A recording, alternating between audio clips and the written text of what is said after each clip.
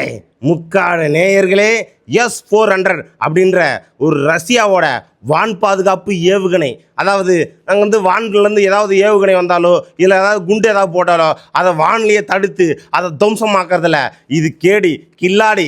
அதாவது ரஷ்யாவோட மிகப்பெரிய ஒரு வான் பாதுகாப்பு அமைப்புனா அது இந்த S-400 தான். அந்த S-400 இந்தியா வாங்கியிருக்கு. இப்போ வாங்கி அடுத்த மாதம் நம்மளுக்கு ரிசீவ் ஆகிரும். ரிசீவ் ஆனதுக்கப்புறம் இந்த ஏவுகணை தடுக்கக்கூடிய இந்த சக்தி வாய்ந்த S-400 ராஜஸ்தானோட எல்லையில் வைக்கிறாங்க. அதாவது பாகிஸ்தானோட எல்லைக்கு உட்பட்ட பகுதி. பாகிஸ்தான்லேருந்து ஏதாவது இது எதுக்காக வைக்கிறாங்க அப்படின்னா இந்தியாவோட பாதுகாப்பை இன்னும் பலப்படுத்துறதுக்கு. ஏன்னா இங்கே பாகிஸ்தான் இல்லை நிறைய தில்லாலங்கடி வேலையெல்லாம் பண்ணிட்டு இருக்கு. இங்கே வந்து நிறைய பெரிய பெரிய நாடுகள் கூடலாம் உள்ட்டா வச்சுக்கிட்டு அங்கே வேலையை பார்த்துக்கிட்டு அங்கே வந்து ஈரானுக்கு சப்போர்ட் பண்ணுறேன்னு ஈரானை அடிக்கிறதுக்கு ஈரானுக்கு எதிரான நாடுகளுக்கு அங்கே வந்து மிஷின்ஸு அந்த ஏவுகணை எல்லாம் அனுப்புறது இந்த வேலையெல்லாம் கேடித்தனமான வேலையெல்லாம் பண்ணிட்டு இருக்கு. அதனால் இந்தியா உஷாராக இருக்கு. நீ இந்த மாதிரி பண்ணுறனா நீ இந்தியாவுக்கு அகைன்ஸ்டாக கண்டிப்பாக பண்ணுவ.